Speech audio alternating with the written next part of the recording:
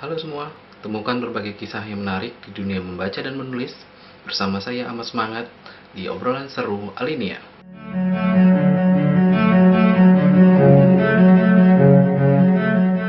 Di edisi ini akan diangkat kisah tentang seorang penulis perjalanan atau yang biasa disebut travel writer dari Indonesia. Ia telah menulis 2 buku, dua-duanya berisi tentang kisah perjalanannya sebagai backpacker. Ia pergi bukan ke tempat wisata, ke tempat yang indah-indah seperti kebanyakan backpacker lainnya. Tapi ia justru pergi ke Afghanistan atau negara-negara stan lainnya. Mari kita ngobrol dengan Agustinus Wibowo, penulis buku Selimut Debu dan Garis Batas. Nanti akan ada 2 temannya, Maggie Tiojakin dan Heru Margianto yang ikut menemani obrolan seru ini. Nama saya Agustinus Wibowo, saya penulis buku perjalanan Selimut Debu dan Garis Batas.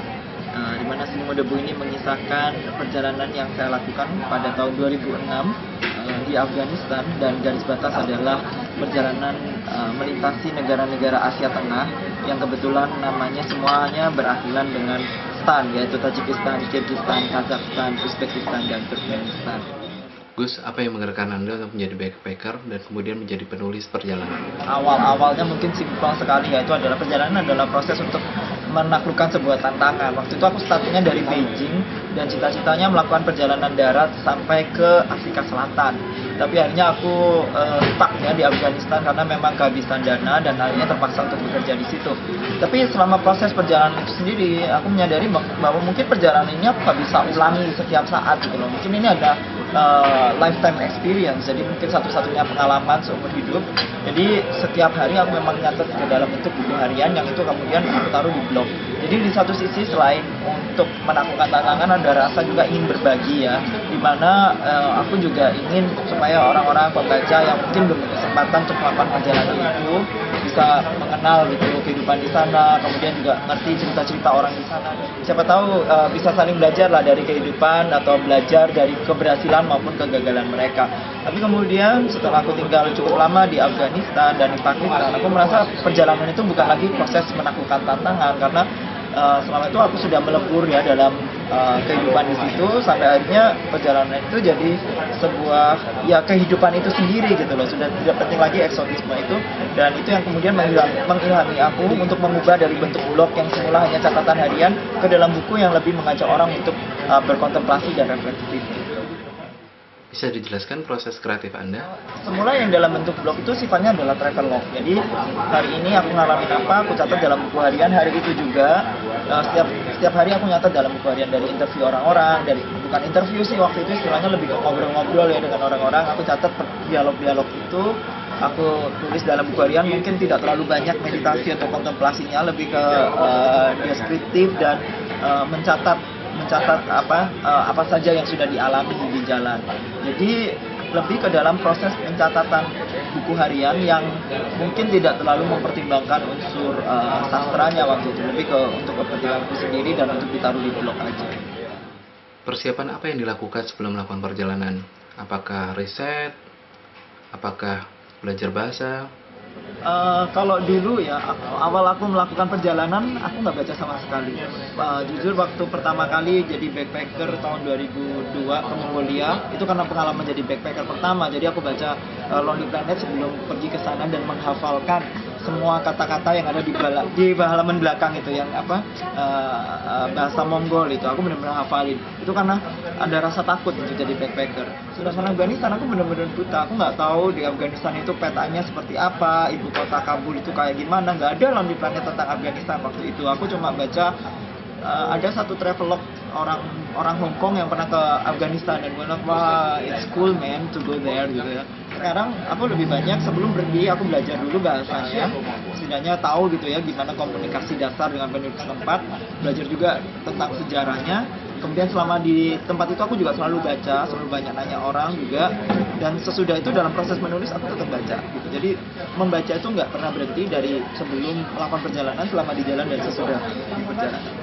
Hal pertama apa yang ingin Anda ungkap setiap kali datang ke satu tempat. Pertanyaanku itu seringkali ke dalam konsep cinta tanah air. Jadi kalau misalnya dalam konsep Selimut Debu itu yang menjadi pertanyaan, mengapa di negara yang sudah hancur lebur seperti ini, warganya itu punya konsep nasionalisme yang begitu kuat. Mereka sangat bangga menjadi orang Afgan, dan itu yang menjadi pertanyaanku. Jadi kenapa aku kemudian di Kabul melihat bagaimana korban-korban perang itu, kemudian reruntuhan perang, tetapi masyarakatnya masih tetap confident gitu, tetap percaya diri sebagai orang Afgan. Kemudian di daerah perbatasan, bagaimana orang yang melihat perbatasan Tajikistan, tapi mereka juga tetap bangga sebagai orang Afgan. Mereka bermimpi tentang negara mereka supaya semaju Tajikistan, dan mereka juga bangga sebagai orang Afgan. Kemudian bahkan ke pengungsi-pengungsi yang tinggal di luar Afghanistan, mereka tetap identitas Afgan mereka sangat kuat. Jadi itu sebenarnya seringkali pertanyaan yang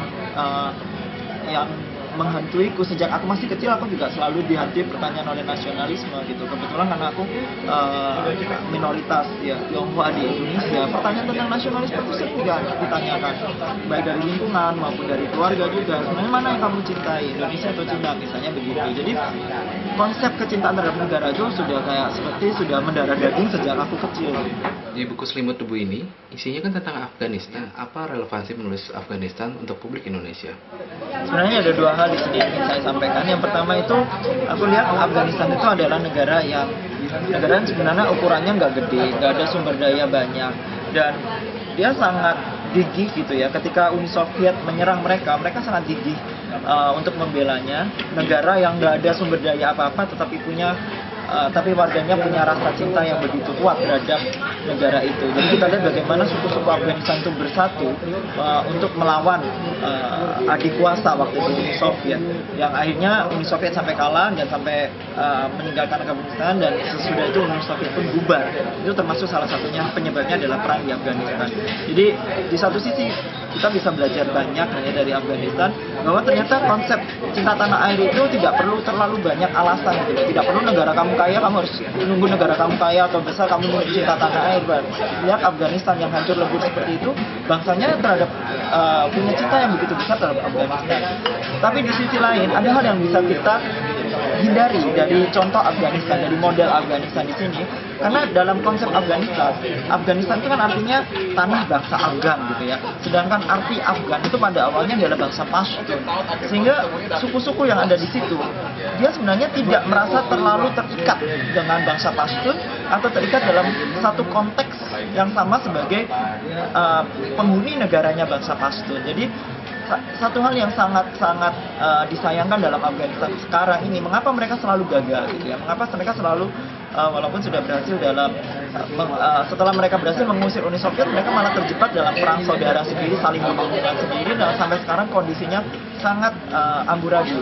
Itu karena konsep kesukuan mereka terlalu kuat gitu ya. Jadi bangsa, misalnya orang Pashtun, dia memandang rendah orang Tajik memandang rendah orang Pashtun memandang rendah Hazara juga pernah membantai Pashtun pernah membantai Hazara. Jadi suku dengan suku itu mereka saling ada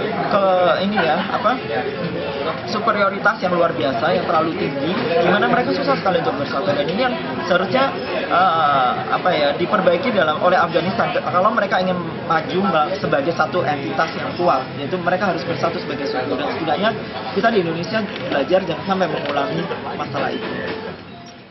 Maggie bisa cerita proses awal menemukan Agustinus ini? Aku nggak sengaja browsing, terus ketemu websitenya Agus, menurut aku menarik banget. Terus aku usul kayak itu untuk ngangkat dia di Jakarta Post. Terus itu interview dengan 13 pertanyaan. Dibandingkan tulisannya dulu, bagaimana tulisan Agus sekarang? Nah, awalnya itu dia sangat nggak percaya diri ya. Itu dia sangat nggak percaya diri. Takut salah nulis, takut tulisannya nggak sampai, apakah ini aku apa enggak. Dan dia punya kecenderungan membandingkan dirinya sama orang lain. Gitu loh. Tapi kalau menurutku setelah buku kedua ini dia udah lebih confident, udah menemukan suara dia.